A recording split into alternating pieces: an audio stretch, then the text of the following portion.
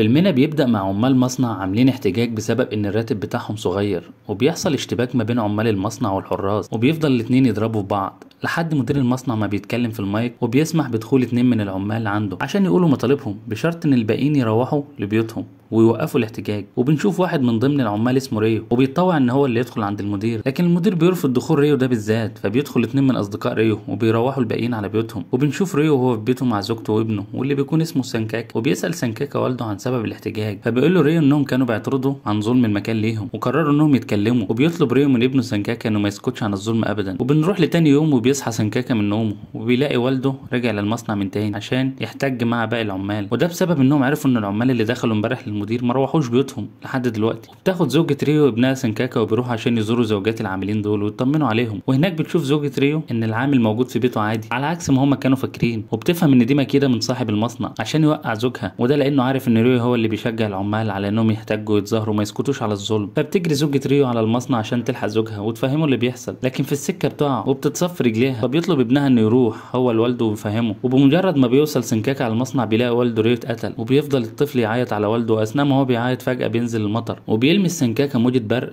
وبيقع في الارض وبيفقد الوعي. وبيقرب شويه عمال عشان يطمنوا على سانكاكا لكنهم بيتكهربوا وبيقعوا على الارض. وبتمر سنه على وفاه والد ريو، وبيكون سانكاكا عايش مع والدته، وبتقول له امه انها هتسافر بكره عشان جالها شغل ولازم تروح بسبب الديون اللي بقت عليهم، وانها مش هتتاخر عليه وهترجع تاني يوم على طول. وبتوعده ان هيرجع من المدرسه هيلاقيها موجوده في البيت. وبيمر اليوم وبيروح سانكاكا على بيته وبيكتشف ان امه لسه ما رجعتش، وبيفضل مستنيها طول اليوم لكنها مش بتيجي، وبيفتكر سانكاكا ان في حاجه معطلاها وانها اكيد هترجع في اقرب وقت. وبتمر ايام وبيخلص سانكاكا كل الاكل اللي في البيت وبرضه امه ما بترجعش. وفي يوم بيخبط الباب وبيروح سانكاكا علشان يفتح، لكنه بيكتشف انها زوجة العامل اللي كان السبب في موت ابوه، وبتكون عارفه اللي حصل لسانكاكا وجايه تديله اكل، فبيرمي سانكاكا الاكل في وشها وبيقفل الباب وبيفضل يعيط. وفي يوم بيخرج سانكاكا من بيته وبيشوف مجموعه ولاد بيعاكسوا بنت في الشارع، فبيتخانق معاهم لكنهم بيكونوا بلطجيه وبيفضلوا يجروا وراه لحد ما بيمسكوه ويضربوه. وبيكون سانكاكا ضعيف جدا ومش عارف يدافع عن نفسه لحد ما بيشوفهم ولد اسمه اونج، وبيروح يساعد سانكاكا وبيضرب باقي الولاد، وبيفقد سانكاكا الوعي من كتر الضرب اللي اتعرض له. لما بيفوق بيلاقي اونج اخده لبيته فبيشكره سانكاكا، لكن اونج بيقول له انه مش هيقدر يتحمل مسؤوليه حد تاني، وبيقرر سانكاكا من اليوم ده انه مش هيساعد اي حد تاني حتى لو محتاج مساعدته بسبب اللي حصل له، وانه لما ساعد البنت وتعرض للضرب. وبيعرض اونج على سانكاكا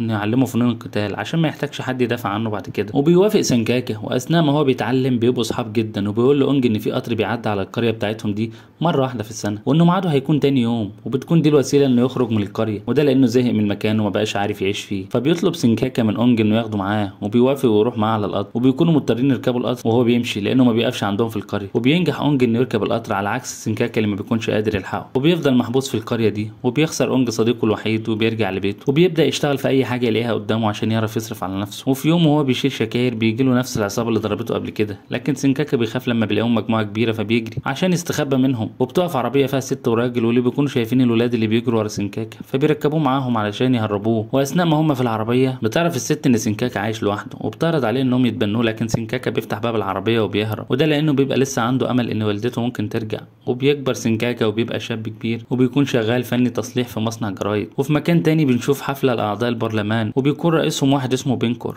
وبيكون معروف عنه سمعته السيئه وفساده في شغله وفي حياته من ايام ما كان شاب. وبنعرف ان بنكور لما كان طفل اتلفق لوالده تهمه وهيجي من الناس على بيت بنكور وولعوا فيه، وده السبب في ان نص جسم بنكور اليمين متشوه، وبتموت عيلته وبيتربى في ملجأ، وهناك بيكون شله فاسده زيه وبيقتلوا المشرفين عليهم في الملجأ عشان يهربوا. ومن وقتها بدأ شر بنكور يظهر للعالم. وبنرجع للحفله وبيدخل اصغر عضو في البرلمان واللي بيكون اسمه اوتاما، وبيجوا بنكور عشان يسلم عليه، لكن اوتاما بيرفض انه يسلم عليه بسبب سمعته السيئه. وبيخرج بنكور، وبعد الحفله بيروح اوتاما على الفندق مع عيلته، وهناك بيقابل واحد ساحر من رجاله بنكور واللي بينوم اوتاما تنويم مغناطيسي. وبيفوق اوتاما وبيلاقي نفسه مربوط، وبيشوف قدامه بنكور اللي بيكون عايز ينتقم منه علشان رفض يسلم عليه، وبيكون كمان جايب زوجة اوتاما واولاده رابطهم ومعلقهم عشان يقتلهم قدام عينيه. وبيحاول اوتاما انه ينقذ عيلته، لكن بنكور بيرميهم من فوق وبيقع وراهم اوتاما وهو بيحاول ينقذهم، وبتموت الاسره كلها. وبنرجع لسانكاكا اللي في يوم بيعرف ان في راجلين بيعتدوا على جارته واللي بيكون اسمها ويلين، وبيقرر المره دي لازم يتدخل ويساعد. فبيروح سانكاكا وبيقدر انه يضرب الاثنين، وبتشكره ويلين انه انقذها،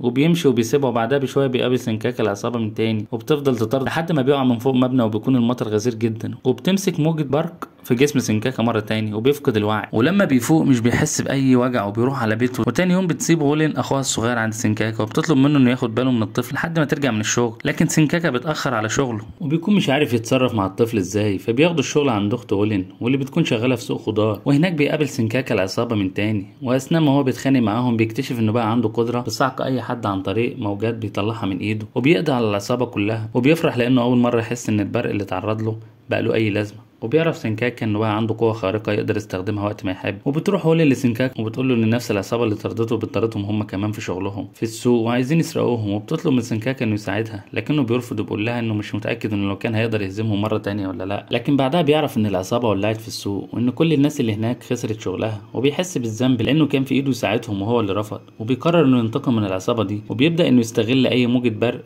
جايه ويروح يقف تحتها عشان تلمسه ويشحن طاقه من تاني. بعد ما عاش طول حياته بيخاف من المطر والبرق، وبيخلي سينكاكا وولين واخوها الصغير يساعدهم ويختار له لبس يحارب بيه العصابه. بيروح سينكاكا وولين وباقي رجاله السوق على مكان متجمعه في العصابه علشان يحاولوا يتفاهموا معاهم، وبيكتشفوا انهم موجودين في فرح واحد من العصابه. وبيقضي سينكاكا على مجموعه منهم، لكنه بيكتشف ان عددهم اكبر بكتير من اللي كان متخيله. وبيعرف كمان ان كلهم بيتصرفوا باوامر من بينكور رئيس البرلمان. وبعدها بفتره بتحصل مفاجاه، وهي ان كل الستات الحوامل اللي موجودين في المدينه بتظهر عليهم اثار تعب غريبه. وبتفضل الدوله فتره تحقق في اللي بيحصل لحد ما بيكتشفوا ان في حد حاطط ماده معينه في محصول الرز السنوي، ومش بيبقوا عارفين ان الحد ده هو بينكر نفسه. وبتكون الماده دي عباره عن سائل بيوصل لمخ الجنين عند السيده الحامل، وبعدها بيأثر على معيار الخير والشر في دماغ الاطفال. وبكده هيضمن بينكر ان كل الاجيال الجديده الجايه هيبقوا بيفكروا زيه وعندهم نفس اتجاهاته الشريره. وبتكون الحكومه سامعه بالقوه الخارقه اللي عند سينكاكا بعد ما كل القنوات بقت بتتكلم عن الخير اللي بيعمله في البلد. وبتقوم مظاهرات في البلد بعد ما بيعرف الشعب باللي حصل. وبعدها بيروح سينكاكا وبيقتل واحد من رجاله بينكور. ولما بيعرف بينكور باللي حصل بيبدا يجمع باقي شلته اللي كانت معاه في الملجأ، واللي حاليا كل واحد منهم بقى في مكان، وده لانه بيبقى عايزهم يساعدوه في الحرب اللي هو داخل عليها. وبيكون عدد افراد شلته بالالاف، وبيتفق بينكور معاهم انهم يقتلوا كل اللي موجودين في البرلمان ومختلفين معاه في سياسته. وبيبدا كل فرد في عصابه بينكور انه يقتل راجل من البرلمان، وبينجحوا انهم يقضوا على عدد كبير منهم. لكن سينكاكا على اخر لحظه بينقذ واحد من رجاله البرلمان واللي بيكون اسمه رضوان، وبيقول له رضوان ان البلد كلها بقت محتاجه له دلوقتي بعد ما عرفوا ان بينكور هو اللي حط الماده دي. وبيسالوا رضوان عن اسمه، فبيرد سينكاكا عليه وبيقول له ان هو مجرد واحد عادي من الشعب. ومع الوقت بيكتشف استخدام قوته انه لو دمر حاجه في ايده اي حاجه تانية مصنوعه من نفس الماده بتتدمر معاه في نفس الوقت. وبتقوم خناقه كبيره بين الاهالي بسبب ان كميه الامصال اللي عملتها الحكومه علشان تعالج السيدات دي من تاثير الماده الكيميائيه اللي اتحطت لهم بتكون قليله جدا ومش هتكفي كل السيدات. فبتتخانق السيدات مع بعض، وتبقى كل واحده منهم عايزه تضمن لنفسها حق المصل. وبتطلع الحكومه ببيان انها هتتكفل بالمصل لكل المتضررين، وبتفرح السيدات وبيقفوا طوابير علشان ياخدوا المصل. وفي يوم بتعترف هولين لسينكاكا انها كانت بتشتغل ممرضه في مستشفى قبل ما تيجي القريه دي، وانها كانت عارفه والدته. وبيتصدم سينكاكا لما بيعرف ان والدته ما سابتوش علشان تشتغل زي ما قالت له، وانها كانت عندها مرض خطير. وبيعرف كمان سينكاكا ان هولين كانت ممرضه والدته، وان والدته في يوم رجعت على البيت اللي كانوا ساكنين فيه لكنه ما كانش موجود ساعتها، فراحت تدور عليه في كل حته. وبتقول له هولين إن من يوم ما تعرفش عنها اي حاجه.